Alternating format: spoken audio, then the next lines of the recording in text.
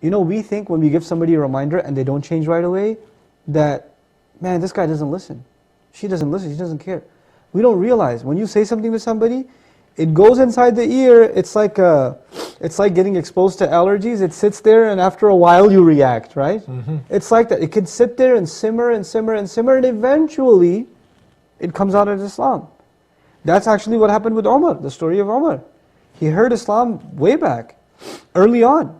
He heard it from the Prophet himself. He tried to beat up the Prophet one time before he was Muslim. He hid behind the veil of the Kaaba at night time. The veil is black, the Kaaba is black, and he's hiding behind it. It's completely invisible. There's no night lighting at the time.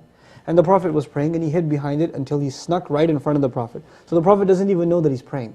That the guy's hiding behind the veil is about to jump out and attack him. The Prophet was praying and reciting Qur'an. And he recited and he thought, Umar's listening to the Qur'an and he thinks to himself, this is beautiful. Wow, he must be a poet. He didn't say it, he was thinking it. And the Qur'an says, وَمَا هُوَ بِقَوْلِ شَاعِرٍ. It's not the word of a poet. The Prophet didn't hear him, but this was the next verse that he was reciting, the next ayah that he was reciting. Umar said, how do you know that? He must be a mind reader.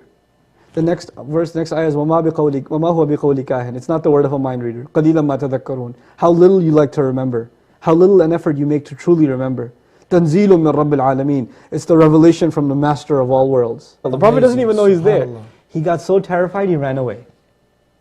That's actually not the day he became Muslim. He just was so shocked by what just happened. He came to attack the Prophet ﷺ, he ran away.